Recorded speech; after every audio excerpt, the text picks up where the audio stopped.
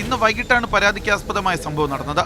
പൂവാറിൽ നിന്ന് അരുമാനൂർ ഭാഗത്തേക്ക് RSSന്റെ route march നടക്കുമ്പോൾ എതിർദിശയിൽ വരികയായിരുന്ന നവാസിന്റെ ഓട്ടോറിക്ഷ പോലീസ് തടയാൻ ശ്രമിച്ചെങ്കിലും വാഹനം മുന്നോട്ടെടുക്കുകയായിരുന്നു. തുടർന്ന് പോലീസ് നവാസിനെയും ഓട്ടോറിക്ഷയും കസ്റ്റഡിയിലെടുത്തു.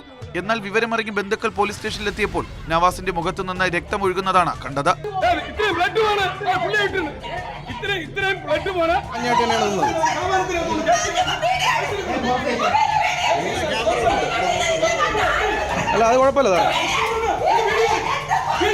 നവാസിന്റെ മുഖത്ത് നേരത്തെ ഉണ്ടായിരുന്ന മുറിവിൽ നിന്നാണ് രക്തം വന്നതെന്നാണ് പോലീസിന്റെ വാദം. എന്നാൽ പോലീസ് മർദ്ദിച്ചതാണ് രക്തം വരാൻ കാരണമെന്നാണ് ബന്ധുക്കൾ ആരോപിക്കുന്നത്. സ്റ്റേഷനിൽ വഴിയിലിട്ട് ഇടിച്ചു പറക്കി കൊണ്ടുവന്നതാണ്. വഴിയിലിട്ട് ഇടിച്ചു പറക്കി കൊണ്ടുവന്നതാണ്. ഇടിച്ചു പറക്കി കൊണ്ടുവന്ന ആശുപത്രിയിൽ പോലും കൊണ്ടുപോകാനാണ് വിശേഷിച്ചത്. സാർ കൈവിടി, സാർ വിടി. ഇല്ല ഞങ്ങൾക്ക് പുറത്തിറങ്ങേണ്ട കാര്യം എന്താണ്? ഇല്ല, നടക്കൂല, വിടൂല. ഇറച്ചിക്കടയിലെ തൊഴിലാളിയായി നവാസ് ഇറച്ചി കൊടുത്ത കടകളിൽ നിന്ന് കാശ് ശേഖരിക്കാൻ പോയതായിരുന്നു. ലൈസൻസ് ഇല്ലാത്ത ഓട്ടോറിക്ഷ ഓടിച്ചപ്പോൾ പോലീസിനെ കണ്ട് ഭയന്ന് വണ്ടി മുന്നോട്ടെടുക്കുകയാണ് ഉണ്ടായതെന്നാണ് നവാസിന്റെ ബന്ധുക്കളുടെ വിശദീകരണം.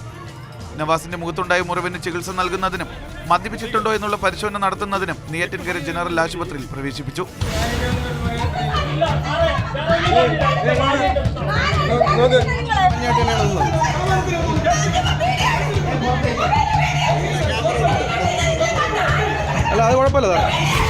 മാതൃഭൂമി ന്യൂസ്, തിരുവനന്തപുരം.